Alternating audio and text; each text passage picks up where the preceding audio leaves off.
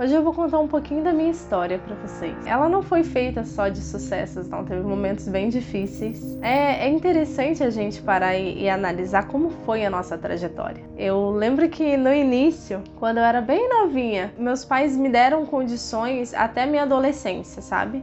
Eu não me preocupava com nada até minha adolescência, mas eu sempre quis estar envolvida com aprender. Eu sempre queria desenvolver esse empreendedorismo que eu não sabia que era empreendedorismo, né? Eu lembro de uma história que o meu pai, antigamente, tinha meninos assim na rua que andavam com uma caixinha. A caixinha apoiava aqui no ombro e era vazada de madeira, e eles apoiavam assim enquanto você estava na rua mesmo, sabe? Você colocava o pé e eles limpavam assim o seu sapato, engraxavam o seu sapato, sabe? Meu pai ajudava muito esses meninos. E aí eles iam lá e faziam, né? E eu olhava pro pai e depois eu falei: ô pai, deixa eu fazer pra você. Eu quero uma caixinha igual dele. Pede uma caixinha pra ele, compra a caixinha dele pra mim. Eu quero uma caixinha dessa. E aí eu faço pra você. Aí ele deu risada e falou: tá bom, eu vou fazer. E aí ele fez, ele pediu, né, pro moço fazer, comprou a caixinha. E aí ele chegava do serviço, colocava lá o pé do sapato e eu pegava e fazia do lado e fazia do outro. Pá, que fazia aquele negócio pra dar brilho, né? Quanto mais você fazia com agilidade, com a cera, assim, e aí com a do brilho, ele dava mais brilho no sapato. E aí eu fazia assim pra ele, terminava o serviço, me dava o troco, e ele me dava a minha recompensa, sabe? Desde pequena, foi muito assim. E aí eu fui aprendendo, desenvolvendo a essa vontade, sabe? Mas eu nunca precisei, até que as situações apertaram em casa, o serviço do meu pai não estava tendo mais, as obras que ele prestava serviço, foi privatizado, foi ficando bem difícil. E aí a gente teve que eu tive que ver a situação que nós estávamos se encontrando e tomar uma atitude juntamente com minha mãe, né? A minha mãe começou a fazer as coisas em casa para eu poder vender. Aí foi o meu primeiro contato com as vendas, sabe? Quando a situação apertou, ficou difícil. Então eu fui sair para as vendas por necessidade. Então a minha mãe fez as coisas e eu saía para vender. Quando eu saía para vender, não era fácil. Eu venci os meus medos, os meus limites, a vergonha de falar com as pessoas, de como apresentar. Não tinha ninguém para me orientar, não tinha ninguém para me guiar os passos de como fazer. Tudo eu fui aprendendo. Eu fui aprendendo como que as pessoas reagiam, como as pessoas olhavam, como as pessoas se comportavam, sabe? Eu fui a prática do dia a dia e eu fui mudando produtos, a gente foi aperfeiçoando, foi chegando, até que a gente chegou no brigadeiro. Quando a gente chegou nos doces, a gente viu uma oportunidade, uma lucratividade grande nos doces, né? Porque o brasileiro ama doce. Então, assim, eu falei, poxa, e é um produto que eu consigo vender melhor nas ruas, por causa de clima e tudo mais. Aí a gente foi se aperfeiçoando, sabe? Eu lembro que a gente investiu também em cursos de profissionais renomados que a gente almejava, tipo, poxa, eu quero aprender, eu vou fazer igual, como que é?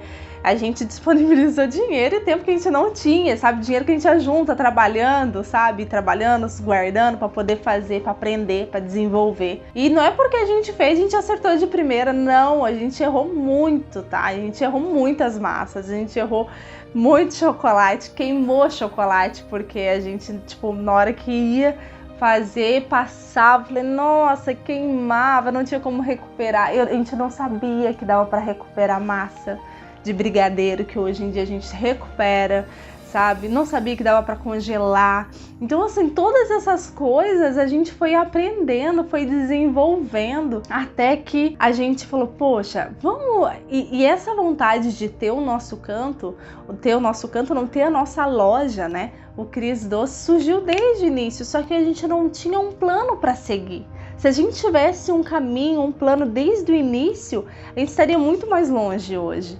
Só que isso serviu para aprendizado, sabe? Isso serviu para a gente amadurecer nessa caminhada. Então a gente sempre foi assim, fazia para sustento diário, a gente sobrevivia, né? A gente não vivia. Hoje eu vivo dos doces, mas Antes eu sobrevivia, era só para mantimento da casa mesmo e para comprar algumas coisinhas, pagar algumas coisas e pronto.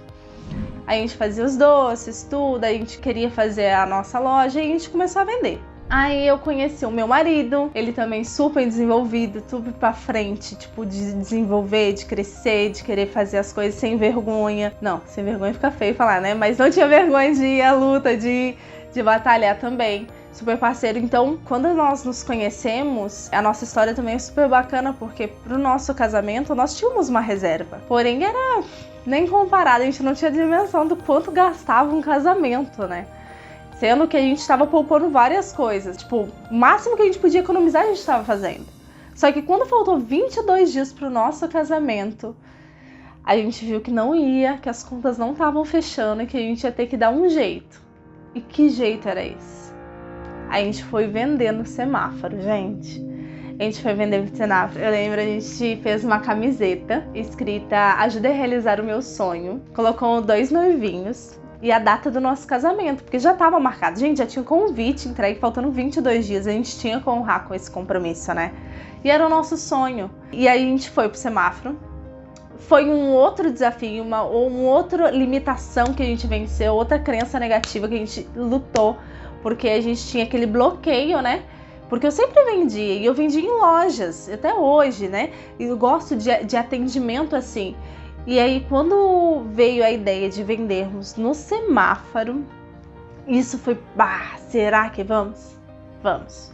Se o nosso sonho é maior do que as nossas dificuldades, né? Se o nosso sonho é maior do que esse medo, a gente vai vencer esse obstáculo. A gente vai vencer o nosso medo, porque o nosso sonho é maior. A gente quer casar mais do que a vergonha de estar no semáforo. Essa vergonha é maior? Então tá bom, então vamos. Para início foi cada um num carro, depois foi os 2 juntos. E aí começou a desenvolver, a gente estava com bala de goma e sonho de valsa. Aí a gente abordava as pessoas, por isso eu digo, quando você tiver uma campanha, a fazer no semáforo é muito bom, tá? Porque o semáforo dá muita grana, dá mesmo, as pessoas ajudam, as pessoas contribuem, ainda mais quando tem uma causa por trás, né? As pessoas falavam, não, o quê? Não, eu não vou ajudar não, é casamento, menina, tu não sabe que você vai se lascar. Aí o outro, nossa, que bacana, eu vou ajudar sim, a gente recebeu ajuda de R$100, tá? E não foi uma vez, foi várias vezes, 50, 10, e várias outras pessoas também ajudavam, então assim, um montante era muito bacana.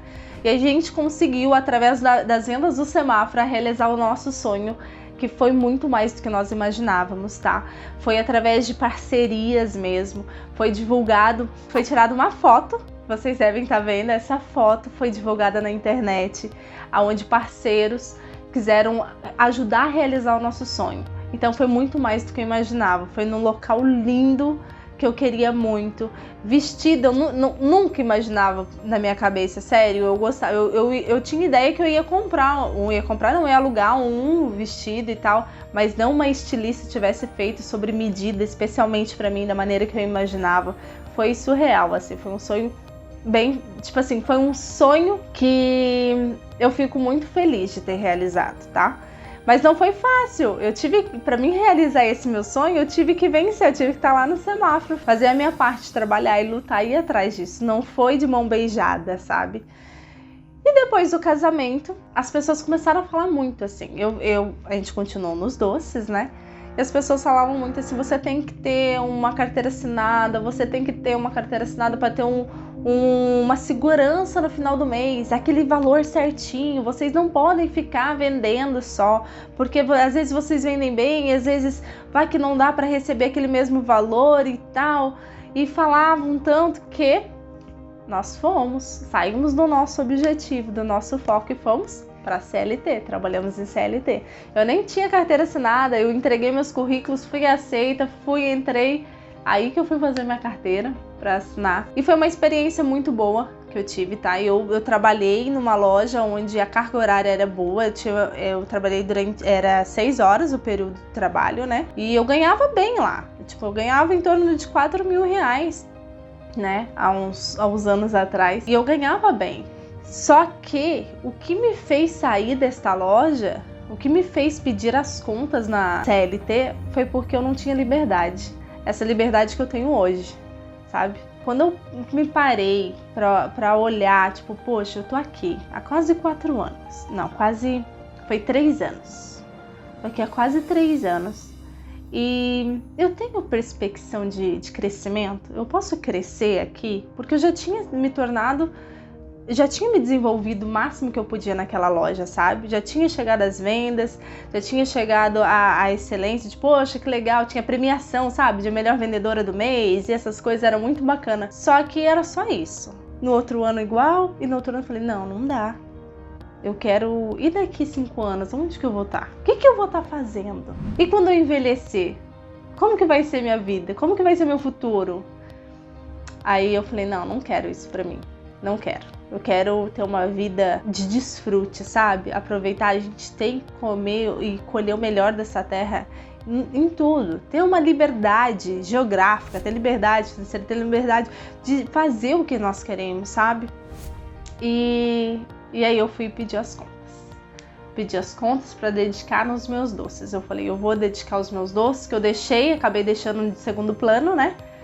Então eu falei, eu vou voltar a fazer os meus doces, atender os clientes e vamos lá. Vamos em frente que agora vamos continuar. Meu marido também saiu do CLT, sabe? Ele já estava em outros serviços, fez várias coisas e eu falei, não, vamos dedicar. E aí sim, a gente foi fazer os doces, toda animada, agora vai, nada vai tirar a gente do foco. Quando deu o primeiro baque que eu tive forte, que foi quando meu pai teve AVC. Eu saí da loja, a gente todo animado, passou 1 mês, nem isso, meu pai teve um AVC hemorrágico. Foi um momento muito difícil da nossa vida, onde a gente paralisou os nossos objetivos para cuidar da saúde dele, sabe? Eu sou muito família, então eu falei assim, a gente tem que dar a volta por cima, ajudar, sabe? Ele me ajudou muito até então, né? Agora chegou a minha vez de retribuir. E foi quando a gente